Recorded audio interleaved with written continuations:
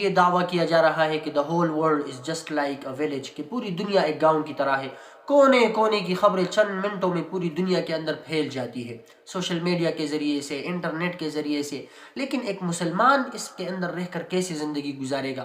ایک مسلمان کے جس کا بنیادی مقصد وہ اللہ تعالیٰ کی عبادت ہے، اللہ تعالیٰ کے احکامات کی پاسداری ہے، وہ ان چیزوں میں رہ کر کیسے زندگی گزارے گا؟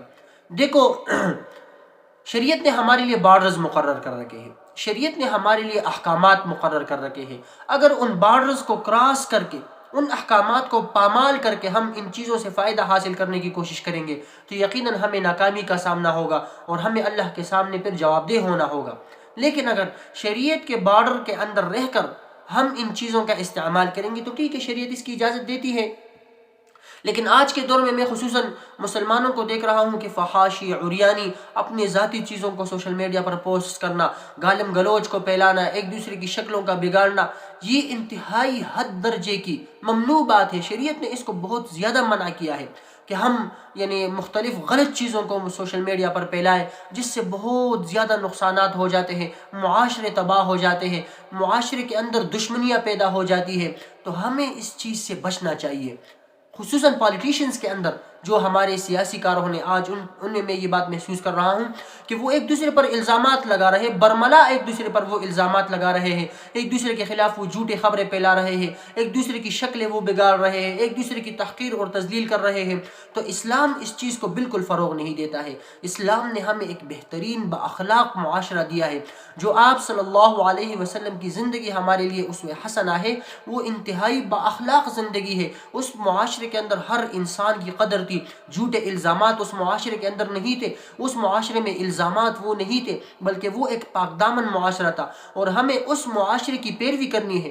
اگر ہمیں اس معاشرے کی پیروی کرنی ہے تو آج ہمیں ان چیزوں سے باز آنا پڑے گا۔ ایک دوسرے میں اختلافات کرنا، بیجا ایک دوسرے پر الزامات لگانا، سوشل میڈیا کا غلط استعمال کرنا، یہ انتہائی غلط چیز ہے، اس سے ہمیں باز آنا پڑے گا۔ اور ایک دوسرا پوائنٹ جو میں آپ کے سامنے بیان کرنا چاہتا ہوں سوشل میڈیا کے استعمال کے حوالے سے، کہ آج ہم ہر چیز کو بس پوسٹ کر لیتے ہیں، اپلوڈ کر لیتے ہیں، چاہے وہ کوئی جوکنگ کے ساتھ اس کا تعلق ہو، یا گالم گلوچ کے ساتھ اس کا تعلق ہو، ڈانس کے ساتھ اس کا تعلق ہو، سنگنگ کے ساتھ اس کا تعلق ہو، چاہے فحاشی اور عریانی کی چیزیں ہو، ہر چیز بس ہم اپلوڈ کر لیتے ہیں، اور ہمارا کلیم اور مقصد یہ ہوتا ہے کہ ہمیں لائکس ملے، ہم معاشرے کے اندر مشہور ہو جائے۔ تو یہ انتہائی غلط بات ہے، اس چیز سے ہمیں باز آنا پڑے گا۔